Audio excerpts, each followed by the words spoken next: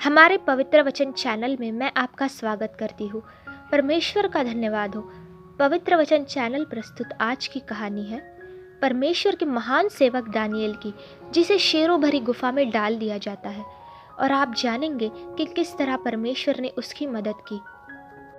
ये कहानी है उस समय की जब बाबिलोन के राजा डेरियस हुआ करते थे। राजा को अपने लोगों की बहुत चिंता थी, इसलिए उन्होंने फैसला लिया कि वो देश के लिए नए 120 अधिकारियों को नियुक्त करेंगे।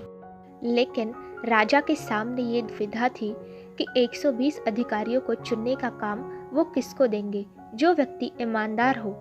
उस देश में दानिएल नाम का एक व्यक्ति रहता था।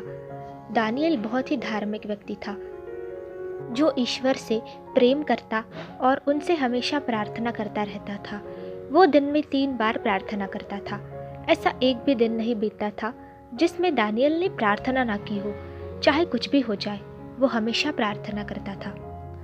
जब राजा डेरियस ने दानिएल के बारे में सुना, तो उन्होंने 120 अधिकारियों को चुनने का काम दानिएल और 2 अन्य व्यक्तियों को दिया।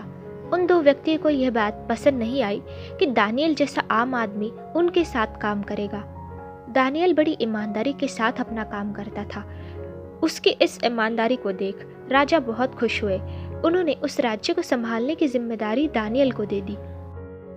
राजा के इतने करीब जाता देख लोग दानिएल से जलने लगे थे।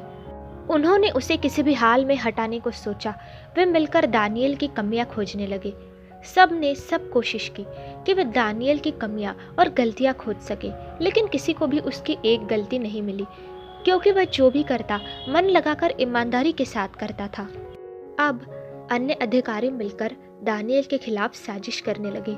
वे राजा के पास आए और दोनों ने कहा कि हम इस देश में कुछ ऐलान करवाना चाहते हैं, जो हमें बिल्कुल ही अच्छा लगा और फायदेमंद भी होगा। तब राजा ने कहा कि क्या ऐलान करवाना चाहते हो, मुझे विस्तार से बताओ और समझाओ कि ये क्या है।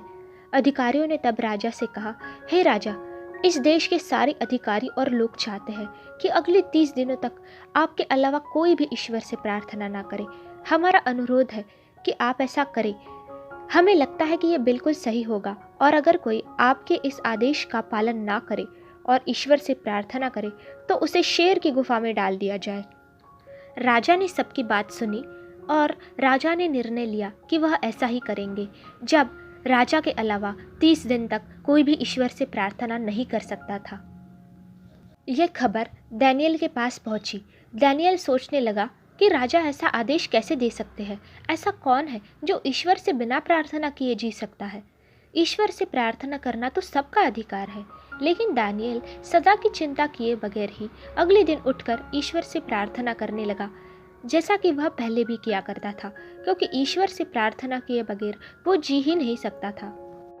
दानिएल को प्रार्थना करते हुए सबने देखा और सब सोचने लगे कि दानिएल आखिर ऐसा कैसे कर सकता है।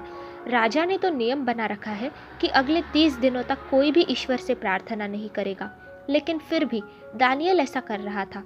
ये बात राजा तक पहुंची कि दानिएल राजा के आदेश के बिना ही प्रार्थना कर रहा है। अन्य अधिकारी मन ही मन खुश होने लगे थे कि उनकी तरकीब काम कर रही है और दानिएल फंसने वाला है।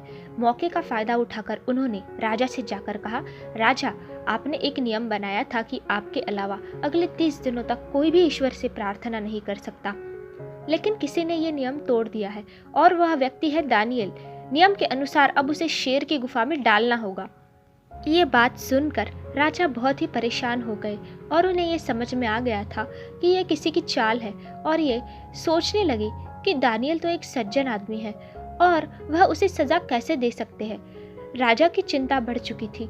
राजा पूरी रात भर ये सोचते रहे कि वह दानिएल को कैसे बचाए, लेकिन उन्हें कोई भी रास्ता नहीं दिखाई दिया। अगले दिन अधिकारियों ने आकर राजा से कहा कि अब वक्त आ गया है कि दानिएल को सजा देनी होगी। अब दानिएल को शेर की गुफा में जाना होगा। राजा ने दानिएल को सभा में बुलाया और दिल पर पत्थर रखकर आदेश दिया कि दानिएल को शेर की गुफा में डाल दिया जाए।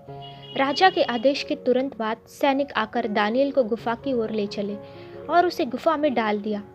उस गुफा में बहुत सारे खूंखार शेर रहा करते थे। दानिएल को गुफा के अंदर डालने के बाद गुफा के मुंह को बड़े पत्थर से ढक दिया गया। ताकि दानियल वहां से बाहर ना आ सके। गुफा के मुंह को पत्थर से ढकने के बाद उस पत्थर पर शाही मुहर लगा दी गई।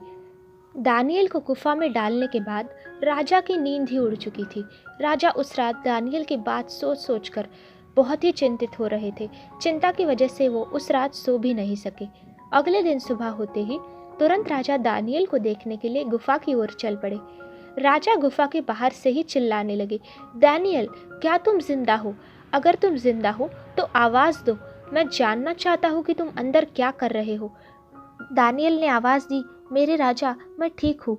रात के समय ईश्वर के फरिश्ते आए थे जिन्होंने मुझे बचाया। परमेश्वर ने मुझे बचाया ताकि शेर मुझ पर हमला न कर सके। मैंने कोई भी ऐसा काम नहीं किया जो आपके विपरीत हो।